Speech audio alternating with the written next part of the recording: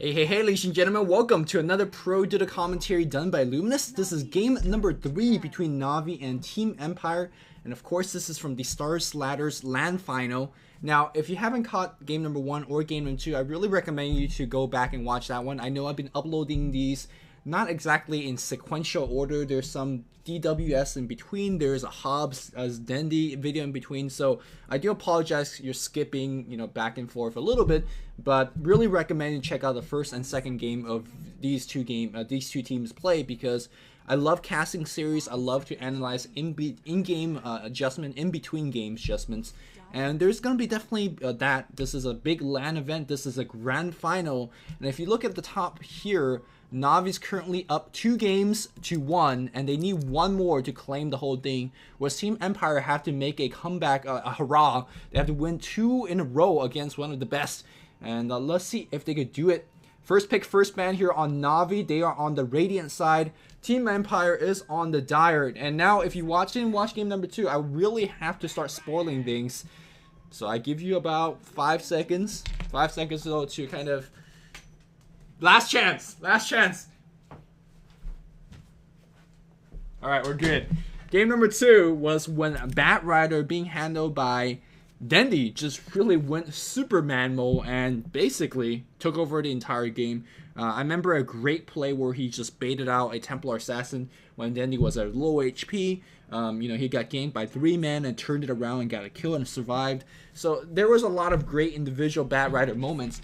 And Batrider is one of those heroes that if you allow him to get a very, very powerful start, he will come around and punish you.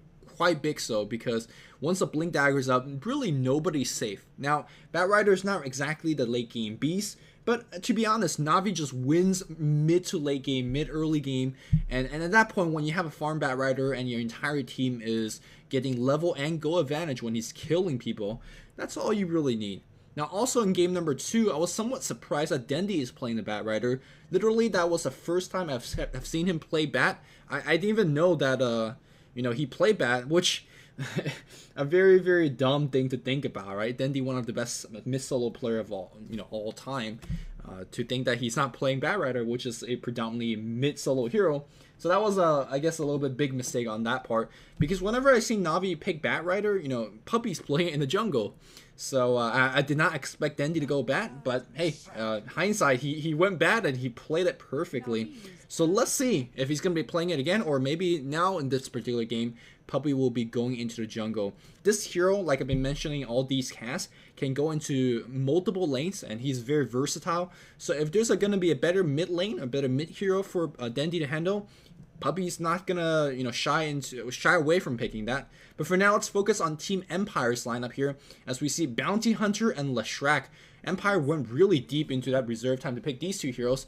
Bounty Hunter I've been speaking about kind of on and off, but he does have one of the highest win rate, 64%, I want to say 60%. Absurdly high win rate for a hero that you don't exactly think wins a lot of games. I mean, he's really much a pub star. And I think particularly in this game, he's going to have a difficult time killing these heroes on Navi's side. First of all, Chen is not an enemy that you want to deal against if you kill very, very slowly. I mean, Tesafave sent back is a legit thing. Hand of God plus mech healing is a very, very legitimate thing. And if you can't burst down any particular heroes, well, you're going to have a very, very difficult time killing them because Chen's around. And the other choice of dealing against the Chen team is to kill Chen, because Chen does provide a lot of effective HP for your team, and if you kill him at the beginning of the team fight, removing that mech, removing the Hand of God is a huge bonus. Unfortunately, I don't think Bounty Hunter could really reliably kill Chen over and over again either, so I feel like Bounty Hunter is going to be somewhat of a weaker matchup. Of course, a Bounty Hunter is a weak counter pusher in his own right as well, and guess what Chen does early game? He pushes and pushes very, very hard. I do love the Leshrac and Puck pickup here, as this is going to give the Dire team a little bit more team fight potential, and that's going to be crucial in terms of knocking down Chen and really doing a lot of the necessary AoE damage against Chaos Knight and his illusions. But this also means if you see a Puck and Leshrac and Bounty Hunter lineup, is that you're going to be really, really weak against Black King Bar. And guess what Navi's going to do? All these games that Navi played in this series against Team Empire and also in the previous series against the GD Beer team, they love to pick up the BKB and they love to mass BKB. So again, Team Empire will have a window of opportunity to kind of strike in the heart of Navi before they pick up all those BKBs, get a lot of ganks off, get a lot of tower pushes. This lineup definitely could be capable of doing both. When you have Bounty Hunters track as well as Lestrax Diabolic Edict, you could knock down a lot of kills and towers, and you can see that Navi is completely respecting that, banning out the Bone Clinks as well as the Undying, as both these heroes are great pushing, great at ganking. But if you look at Team Empire's central strat to do some of a very timing mid-game attack, if you will, you're dealing against a Bat Rider, you're dealing against a Chen and Chaos Knight. These heroes are great in the early stages of the game. So it makes me worry a little bit for Team Empire. I'm not too sure whether they could pull off.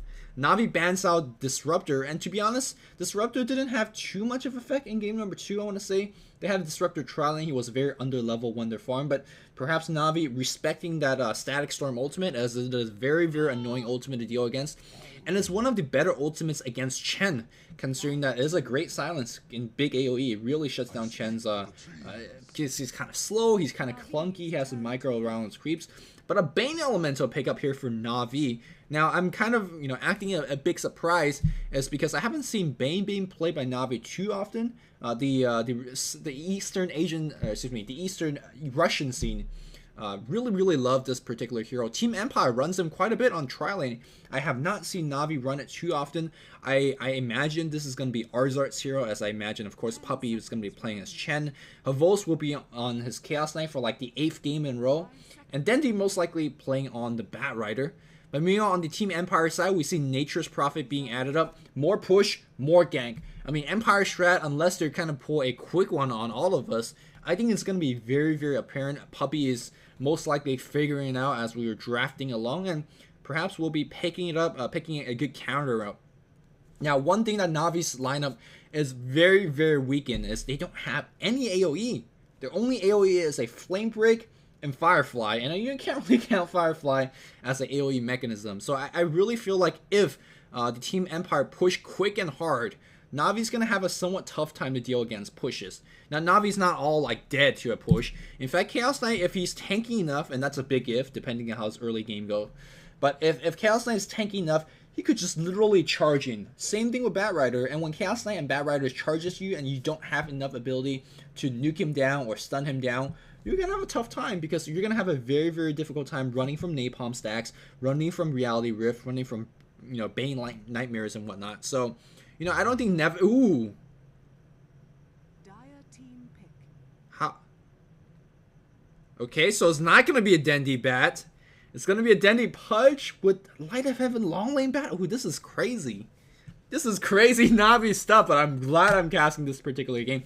Let's see how Puppey will be laning this, and let's see how they're going to be faring against Team Empire. Now, obviously, I've been focusing a lot of my analysis on Navi squad. This is not really to say that I'm fanboying Navi. I love Navi as a team. Doombringer as a final pickup here.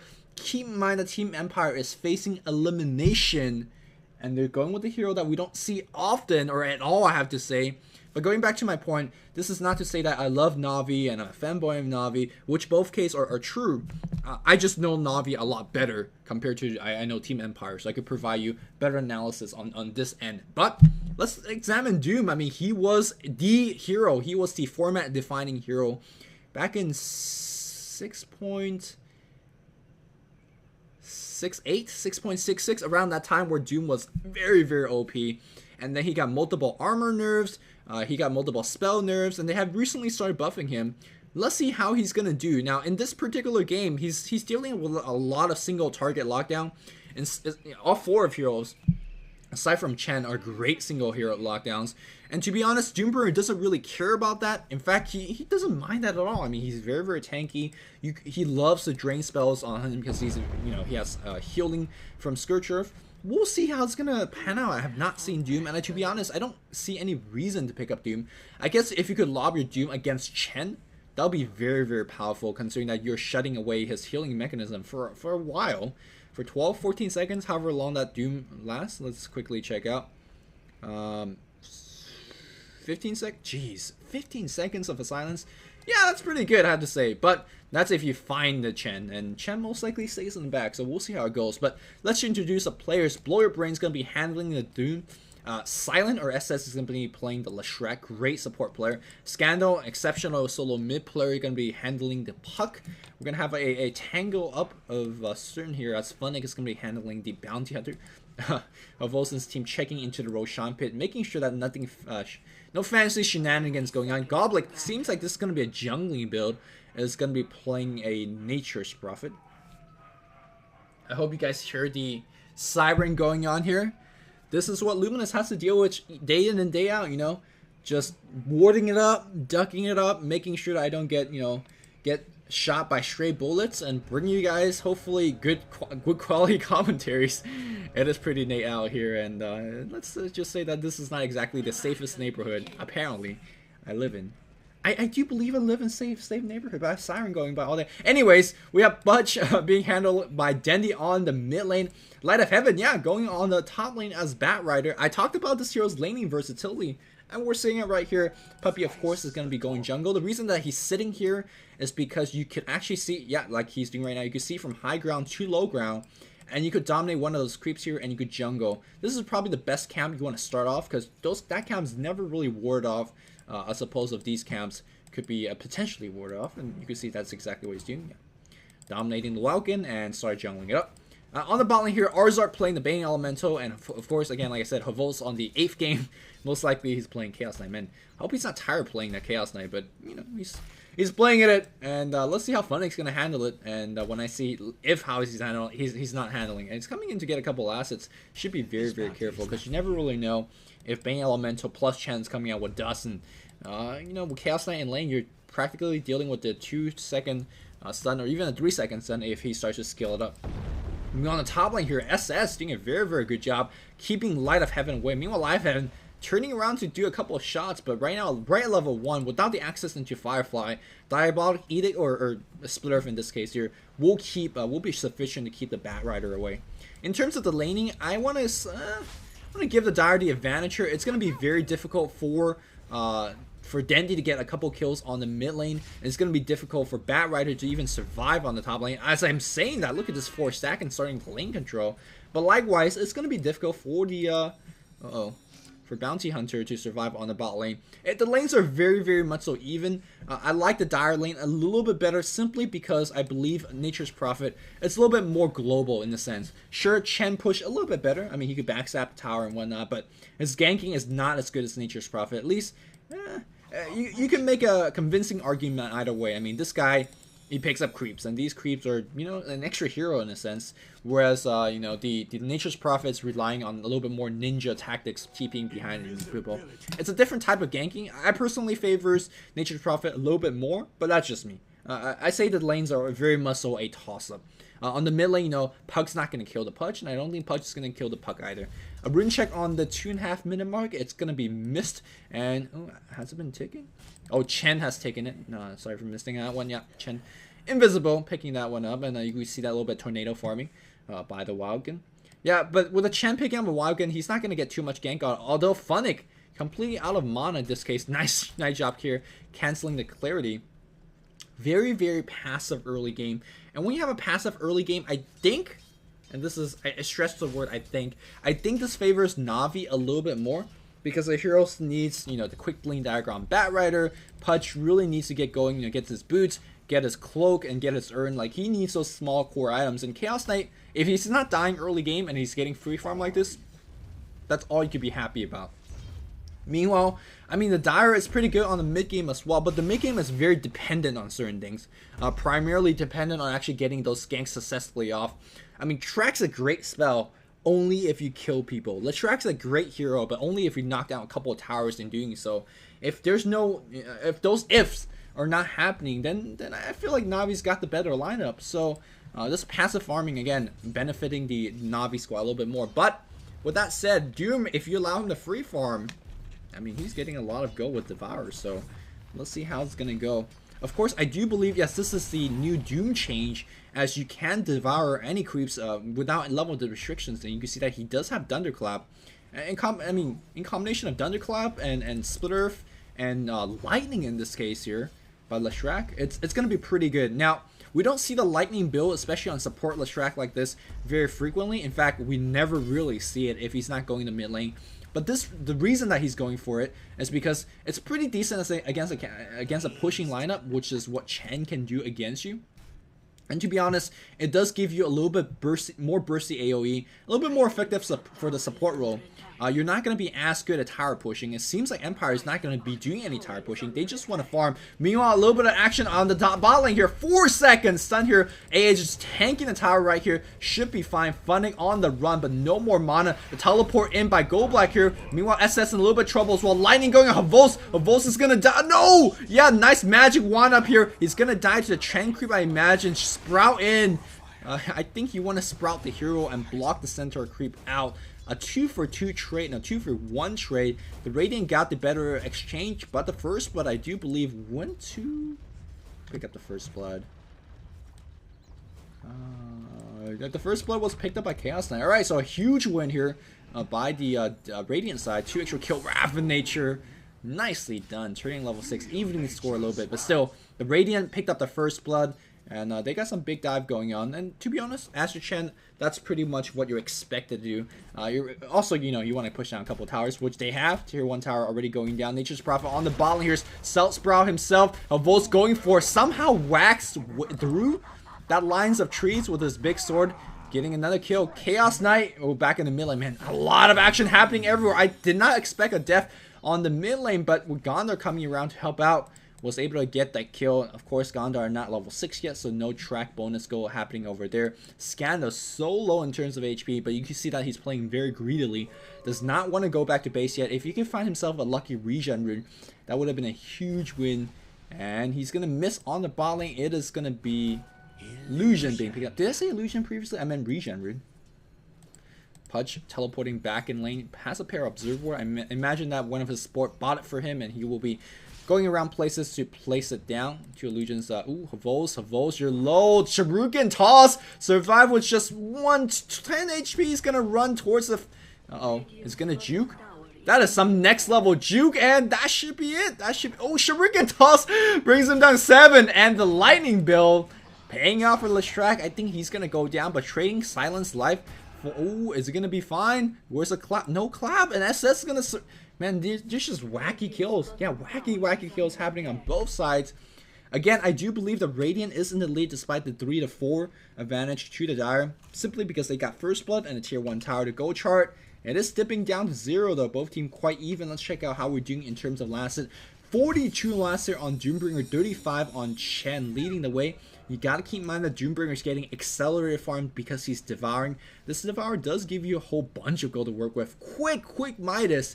So this is as greedy of a build as you could get. This build is a very powerful build if the game lasts long enough.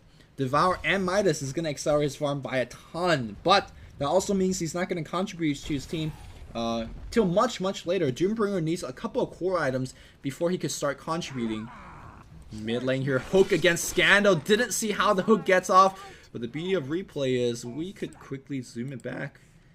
There is a ward on the Radiant side, so it will see the vision over on the Dire cliff. And this is nighttime, so Scandal does not see Pudge behind a cliff like this. And of course, looks like the Lujo Orb has been used, and that is the best time to go for hook. Seems like that's not it. Maybe I've zoomed it back a little bit too much. We're watching a Doombringer walking back in lane. Meanwhile, with the camera on Pudge, let's talk about the Doom. Like I said, he needs a lot of core items before he could really help out. Really want the phase boot, really want the Vanguard. And Pudge. Ooh, he sees the orb being used and the immediate hook being flitten off. There's a silence and a Dream Coil being used, but the Dismember and the rod damage just on the edge of that rod, being able to pick up the kill. Dendi, I didn't think he could kill a Puck. But, this is Dendi we're talking about. Very well done. Establishes the lane dominance on the mid lane. But back on the top here, we do see Empire coming in. Are they going to drop a Doom going off? Where's the Splurf's gotta hit? No, that is going to hit. Any Doom follow-up? No Doom. There's a Doom, but a 4-stack really will force a nice Wrath of Nature. The tower is focusing on Blow Your Brain, but should be fine. Well done here by the ganking squad of the top lane. And you can see that's why I like Prophet a little bit more. His Wrath of Nature was able to pick off a Chaos Knight in the jungle, was able to pick off a Bat Rider on the top lane. He could TP in, but he didn't even need to because of his Wrath of Nature. So the global ability of Prophet really showing through. and he's doing very well. So look at this just greedy ass build on Team Empire. I mean, normally seeing one Midas is already rare enough, because Midas is just, you know, a very timing based item. If the game doesn't go on long enough, you are really digging yourself in a big hole, because you're spending 1900 gold literally for nothing. Like, plus 30 attack speed is great. I guess also this the utility of this Midas gets better if you're playing against the Chen. I mean, you could blow up his army easily with 2 Midases and a Devourer. So hey, maybe another added reason why they're going for a Doom. So very, very cool build in a sense. But again, if this game don't go long enough where you are making enough gold for that Midas to be really worth it, you're digging yourself in a big hole, because you're buying a lot of Midas for literally plus 30 attack speed. And, you know, attack speed is not exactly the most important thing for Nature's Prophet or Doombringer. Meanwhile, it looks like Alpha Wolf has been taken. Yeah, Alpha Wolf and Teleport going on the bot lane as they see the push coming, and this is where Lightning Storm really becomes very useful. Very interesting to see him actually having points to the Pulse Nova, especially when he skipped the Edict. But hey, you know, whatever floats his boat. He's defending the tower, at least for now.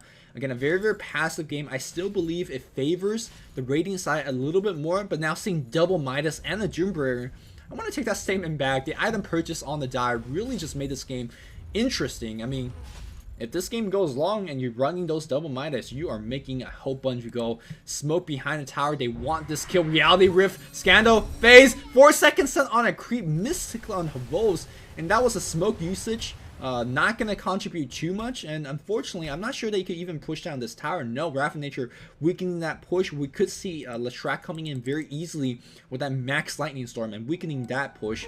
Meanwhile, Navi wants to gank up on the top lane. Looks like we have a bite going here on... Ooh, very, I think it was she just walked in here and got the bite off against the Doombringer. And that's the issue when you're going for Midas. You don't have that early game Vanguard. You don't have that early game tank ability. And that is very, very important for Doom. And you can see, yeah, Navi sense a slight sense of urgency as well. If you have double Midas against you and you don't get some big damage in early, you're not going to outfarm them in the late game situation. So Navi says, we got a tower on the bot lane, so that's a good start for us. Let's get a couple more towers. Let's try for at least a tier 1 top and perhaps even tier 2 mid.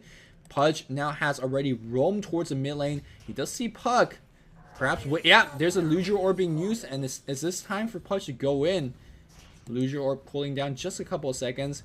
He sees Puck, and that's gonna hit! Phase being used, Silence being used, he's gonna rot along. Dream Core, where's the fight? No! The Urn is gonna do it, perhaps. No, bottle up. Yes, you can bottle under Urn, as Urn does not do damage. HP loss. Meanwhile, Dandy is tracked up. He's on the run. He gets healed up, and they don't chase because the entire team is coming in right now. Teleport coming from Arzart as well. 4 seconds, son. Of course it will be 4 seconds. Gold Black being focused down. Gold Black drum charge. Now Reality Rift. Nice invisibility by Funnick. Great rotation here coming from Navi. Right after they broke down tier 1 on top, they're coming out help on the mid lane. And suddenly this tier 1 on the mid lane is going to be in big trouble as well. Where's the Leshrac? Leshrac really needs to drop those Lightning Storm. He wasn't available to defend top, and now he's not available to defend mid. It's great to have Lightning Storm max, but you got to be in position. Oh, teleport coming. It's not going to be from the Puck. That's a brave TP. That's a Doom, but look at the sun coming in. Smurf is going to hit. Oh, but the sun coming on. Blow your brain. Again, not tanky enough. No Vanguard, no Vit Booster. Lightning's going to hit on these guys. That's going to stop the pool. Wrath of Nature comes in as well. But here comes the TP. Oh, that's a brave TP. 4 seconds stun. And it looks like they want to turn around and fight. Great hook here from Dendy. Dendy's going to get 1 kill instantly. He sees Gold Black. Offensive Urn. No Urn. That's a double so far. He sees Scandal. Does he want to go for Urn? It's being used right now. Looking for the hook. Looking for the hook. Nope, just kidding. Gonna turn it back. That was a very aggressive TP. I'm not liking the play from Team Empire. Again, their item choices reflect that they want to play defensive. Oh, look at the dive coming in. Hook will hit on Scandal. Immediate silence here. Then he will rot chase, but the tower focus should bring him down. No, the body charge will be enough. Where's the Urn? He's tracked up, earned up, and he's committed suicide. Interestingly, maybe... Was he afraid of lightning? Was he afraid of the Wrath of Nature? I'm not sure what it was. He was fine, but he suicides, buys back, and smokes behind the tower. I'm not sure whether he was seen in the smoke. I guess evidently not. As fun, not really running away. He does not have mana to go into. And there we go. Dendy playing like a shark, waiting patiently. You see it. You see it. Ah, you see it. Max hook range. Jeez. The patience of Dandy making this game look easy. 10-6 in favor of Navi. Goal difference, the Radiant leading by 3,000. Of course, these 2 tower helping out, and more importantly, a lot of death, the multiple deaths on Doombringer 2 and the multiple deaths here on Nature's Prophet. These are the farmers, but they combine for half of their team's death. Really, it should be Leshrac, it should be Pug that's getting these deaths. And I mean, it's great that they're not getting it, but these Midas have not paid for themselves yet. When you're dying, I mean, the wasted cooldown of Hannah Midas is not helping out. Where's the Leshrac? Leshrac's defending on the bot lane. He really needs to be on the mid lane. Look at this devastating push that's going to be coming their way. I mean, that's what the lightning build is for. So you got to start rotating. They're going to give up a free tier 1. And suddenly with these tier 1s down, your jungles are not even safe to be in. The Pudge could be roaming in with Smoke of the Seat, as well as the Chen, you know, looking for creeps and whatnot. That tier 1 on the mid lane, so very important. Blink Dagger coming here from Light of Heaven. Silence, that's not... Oh, the hook is gonna hit here. And right now, Empire's under a lot of terrible. Where's the Urn? No Urn being used. Wrath of Nature being dropped. Chaos Knight in position. There's a Flaming Lasso on Funnick. Funnick's gonna go down. And the Fiend's Grip on Doom. Oh, 3 is dead right now. They're looking for Puck. Puck silence is gonna be fine. Everybody blocking the hook. The hook is gonna miss. That's fine. Meanwhile, Doombringer buys back. Again, the Midas has not paid for itself right now. Dandy taking a little bit of tower shot. Still have a lot of Urn charges left. Should be fine. Delusional Orb is gonna miss. Meanwhile, did Bat Rider die? Did anybody die on Radiant side? Nobody died. Navi, their motto is fight you under your tower, kill you under your tower, and then push your tower. And that's exactly what we're seeing from Navi right now. 4 tower down in 15 minutes. And what can Team Empire do? Well, they gotta farm up. If you're Doombringer, just go for the bit booster right now. You just need the extra HP. Pudge is gonna get sent back, perhaps going for the little bit hook. I think everybody on the Dire team should be going for Black King Bar or Vid Booster Vanguard. Like, just tank up. If you could survive the crucial mid game, I'm not sure how, because that Bat Rider already had Blink. The Pudge is hitting the hooks. But if you could survive against a crucial mid game, you have some good turtling power. You have a decent late game in the form of Gondar. You have a decent late game in the form of Prophet and the Doombringer. You have decent counterpull with Wrath of Nature, as well as Lose Your Orb, as well as Lightning Storm. So I think that the Dire team has the heroes to get there. They just gotta be at the tower at the right places. And what I mean by that, you know, if you see the pushes coming, you want Shuins in the front tanking, but the hook coming in. Look at this. This is exactly what I mean. If the mid tower is down, suddenly the jungle is not yours. And Navi, Dandy could be doing like this, and it's gonna be a big backstab here. Silent gonna get found. The hook is gonna hit. Unfortunately, does not hook him back. SS does use his magic wand up. Can he actually get the kill? SS doing a whole sorts of damage before he dies here, but Funnick's gonna run under fire and die. And they see, oh, they see blow your brain. The hook is gonna hit on Doombringer. Doombringer not tanky on all the pure HP loss. A brain stab gonna get the kill. Scandal's on the run. He's gonna run right here, and the Pudge looking for the hook. Dandy is waiting. He's waiting. Dandy's level 14. He sees Pug. Oh, just barely misses. Well dodged here by the Dire, by the Empire Pug. But I mean, right now, 18-7, 7,500 goal lead, 7,500 experience lead. Empire's got their backs against the wall. If they lose one more game, Navi will just win the entire tournament. They gotta pull out every single stop, which starts including by getting these ganks. There's gonna be a Sprout Reality Rift outwards here. Can they get the critical Janata hit? Look at how fast the Phantasm used, and suddenly, where they're gonna hit. Wrath of Nature comes in right now. There's a Hand of God, but to the 3 seconds time, where's the Sprout? Here comes Dandy, gets an Urn off use, and Dismember against a... Ooh, I thought I dismember a tree, but Dandy's so very low. But here comes a Bat Rider. Look at the flames doing all sorts of damage. That's 1 kill. Bat Rider going for a second. He sees Gold Black. Gold Black so low. Gold Black's gonna get picked off as well. Puck's on the run. Dandy looking for the hook. Where's the hook? Where's the hook? Where's the hook? He's waiting. He's waiting. Oh, the hook is gonna miss. A Firefly actually bring out trees, but Arzard, right places at the right time, surviving with 90 HP, still farming away like a boss. Pudge running and tanking against ability survives. Look at how tanky that Pudge is. 2200 HP in 18 minutes of gameplay. I don't really like to call games early, but Navi has such a strong early game dominance. The Midas buys have not paid off because there's way too much aggression. 2600 gold. I do believe that Blow Your Brains rushing for a relic And to be honest, on paper, this is probably one of the worst items you could go for at this particular state of the game because, I mean, you know, you're not tanky enough to even make that relic ready, worth it. Because of the single target focus, we saw multiple dismember being used on him. We saw the fin script always being used on him. He dies just way too quickly, and the radiance is just simply not worth it. But on the flip side of the situation, I mean, sure, you can perhaps survive a bit longer with a Vitality Booster and Vanguard, but you're not surviving longer to do important stuff. You're just tanky. You're not actually doing any damage. And the fact that he's going for the Radiance suggests that he just hopes somehow he could survive and then do the damage in between. Volce's running in right now. He sees both these two here. Unfortunately, does not have the sight. Meanwhile, Dandy, he's coming right in the hook. Woo! Coming in against the puck and then dodges it. Yeah, so this is like, you know, a last-ditch Hail Mary. This is a very, very greedy, whatever you want to call this. This is a big kind of risky play. And let's see if it's going to be rewarded by the risk. I mean, he's earning so much gold. He was at 28 before. He's now up to 36. And he's going to get up to relic gold after this tower. So, pretty big a chunk of gold being picked up. And here by Doom. Let's quickly jump to net worth here. 84 to 81.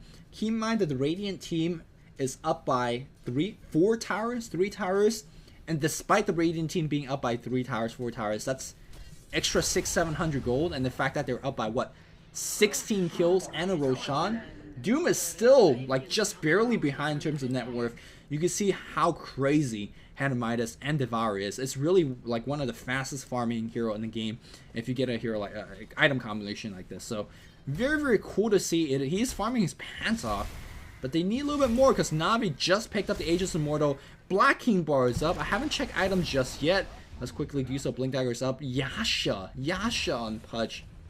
Looks like we're going to see a Sage, perhaps into a Heaven's Outbreak on Arzard. Megas finish Arcanes. These crew, like the core items are mostly up on the Radiant side. And the question is, can the Dire team defend? Team Empire need to nuke away, but you got to be careful against that Blink Bat. And here comes Havos. Warding it up with the gem to hook out here. Oh no! And SS is gonna go down. Yep, indeed, he is way too easy of a pickoff. And now it's a 5v4 situation, 5v3 situation. That Doombringer not in line, not in place at all. Goblik's gonna get picked off so easily. Finally, the T3 from the Doom comes, but too little, too late. The hook will find him right now. Immediately loses all his HP. Look at that! Hand of God comes in right now. Still, everybody's fooled up, and I do believe the mid-rack's 20 minutes in. It's gonna go down. Navi in a completely dominant position. Hook is gonna miss just barely right now. Buyback here being used by Doom. Did he buy back? I'm not too sure. I think he died. Doombringer bought back in the game. How did he have to go to buyback after buying Relic? He's rich. The hook is gonna hit on Funnick. Funnick gonna get bitten. Funnick's dead. Man, the Dire team could never stay together as 5. They just get picked off one after another 3-second stun. Being used, brings that Blink Dagger coming from Bats tanking 3 hero and a couple of towers. Gotta be careful, force that back out. Wrath Nature comes in right now. That event's still very low. He's gonna get earned up, no big deal. Man, the Navi can't even push the other lanes because tower has not been picked up. Dandy, ooh, Puppy, it's fine. BKB is on cooldown, so Havos should be backing off. Golbot coming in position, trying to get off a Sprout, not quick enough. Oh, reality for Havos wants to fight this. Havos maybe overestimating his survivability. He does have the Aegis Immortal. Hook is gonna get dodged, and I do believe, ooh, nice timing on the Spirit of Havos. Stuns 1, trying to run out, not gonna be enough. Arzar comes in position as well. Now he's playing a little bit sloppily, throwing away a couple kills that they don't really need to throw away. Funnick tracks it up to make sure they get as much gold out of these ganks. Dandy now comes in. He wants a little bit more. I really think Navi should just back off. They're really losing more heroes than they should. But I mean, they have such a huge lead that it doesn't really matter at all. Send back into a hook. Ooh, good try. Because that hook would have got somebody. But yeah, unfortunately unable to. Manta style? Are you serious? Yes.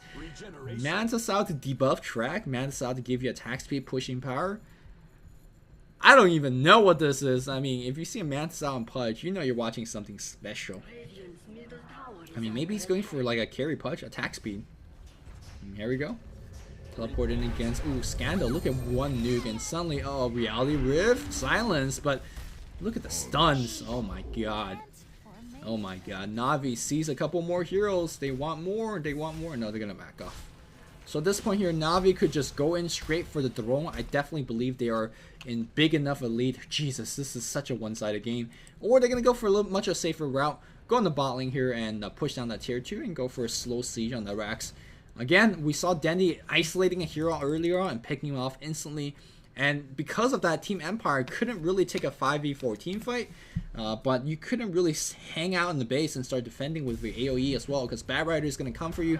The hook's going to hit. As well as Havos charging in almost like a maniac with the BKB on. And it's going to pick off a couple of heroes. And if you keep losing heroes, you're never going to defend like that. Dendy walking right in. Look at that Manta style. Getting an enemy creep. And here we go. How well the Radiant team's going to defend. The hook is good. How does he make those hooks? And again, 5v4 now. Doombringer needs to come in. He does have it. Look at focus power. Going on in 2-second stun. Where's more stun? They gotta focus him down. Meanwhile, Light of Heaven jumps in. He's solo. The hand of God, the Meg, not enough to keep him alive. Havol still wants a little bit more. He sees SS. SS still be fine. Dendy walking around looking for Hook. Hook's on cooldown right now. 4, 2, 1. He's got it on cooldown. Where is it? Where is it? Looking for the Hook. Oh! Barely gonna miss. Funnick been using a lot of his go for buyback. Tower has been destroyed. Can they continue defending? Dendy walks right in, pops a Manta style, will send those illusions on the Raxus, providing a little bit extra damage. Yep. Manta style Putch Siege. I've seen it all. Seen it all. So the Dire team apparently would. I mean, they have the heroes for AoE, but the Radiant team just way tankier. They have the mech to heal up. They even have a pipe. No pipe just yet. And that, as easily as the first Rax, the second Rax goes down as well. Navi doing beautiful in this game. They're like, when business time is happening, we close it out. 30-10 is the score right now. 25 minutes in, 2 Raxes down. Navi can't even go for the third Rax, considering the tier 2 is still up in the lane. But Navi says, yeah, if you're not going to GG out, we'll just slow it up. Going, whoa.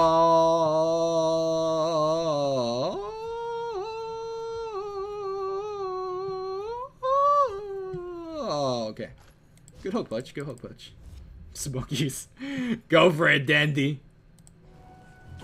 If anyone is wondering, I can hold my voice for a long time. Although I'm not sure if you want to hear something like that, because that was exactly not pleasant to listen to. If you guys are not longtime follower of Luminous, you would know that I'm a very horrible singer. Oh, go black. Oh, go black. Yeah, I'm a horrible singer. And you guys should be glad that I don't sing too often in my commentary, because I think I would actually start losing subscribers if I sang. Yeah, I'm pretty sure I would. But let's move beyond that. Let's move beyond that. Yeah, Ultimate Orb on Dendy. Why not?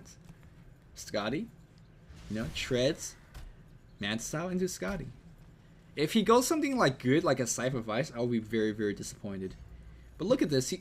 Like the only strength, the raw strength increase item he has is treads and the ultimate orbs. He's at 3k HP. It's as if he has a heart. Meanwhile, it looks like the Dire team has successfully destroyed 2 tier 1s in a row. Quickly item check. There is a plate mail up, so he's getting a little bit tankier. Is it going to be tankier enough? Look at this 4 bracer build, a massive bracer up in this blink dagger, bracer mech. So everybody and their mom is tanking up on the Dire team. Can they be tanky enough? He's only got 1500 HP. Rapid Nature slowing down this push. The mech will break everybody down to full. But Puck, you can say he's gonna go in right now instantly. Any kind of Dream Coat. Dream Coat only drops 1. And now the BKB on Havos. Havos going to work. He's 3-second stun on Blow Your Brain. He's very tanky. Nice mech up here. But the hook back in on SS. Dendy, a sharpshooter with his hook. And meanwhile, the Finch group going on. Oh, looks like Arzo in a little bit of trouble. Self-sleep right now, trying to keep himself alive. Will it be Diesel? The crit coming in. Empire defending. The hook's going to get faced. Nicely done, Dendy. Or nicely done here on Scando. There's a Manta style immediately debuffing on the track. And for the first time, Team Empire has successfully defended this without using multiple buybacks. Yeah, very well done here by Empire. The Doom didn't die. He's going to earn himself a little bit more farm time. They picked off the Bat Rider and Arzard at the price of a Silent. They'll take that trade any day, especially if the tower is still up. I mean, the tower took some big damage, and that's a concern.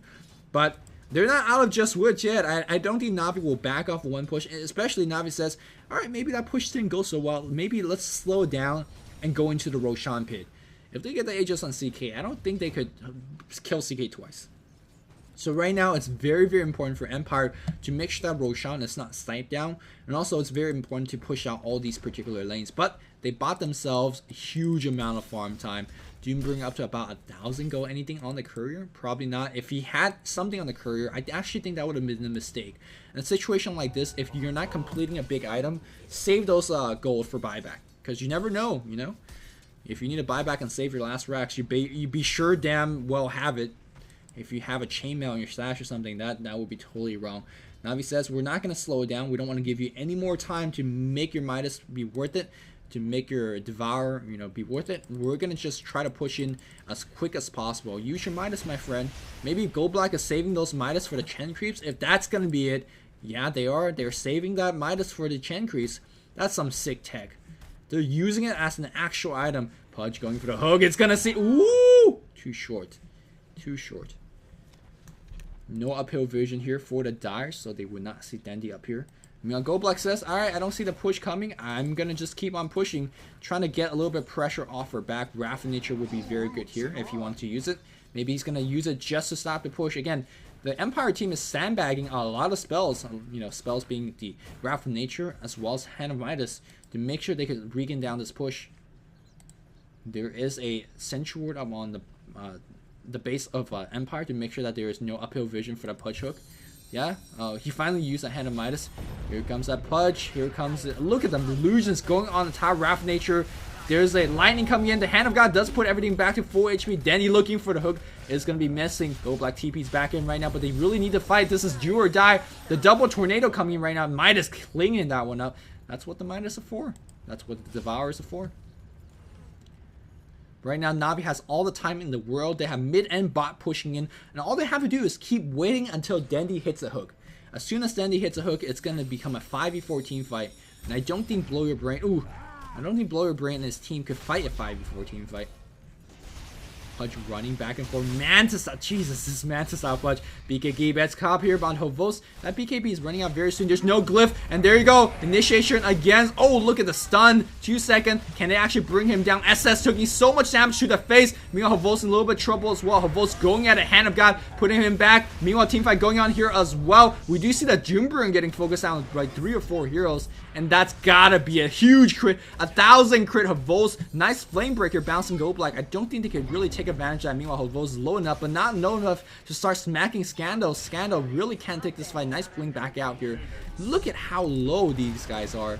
But you gotta just survive. And finally, the last lane of racks will be going down. Puppy getting a little bit tree and block. Wrath of Nature comes in right now, bouncing around. Hand of God in a very, very clutch moment, keeping everybody and more importantly the creep wave alive.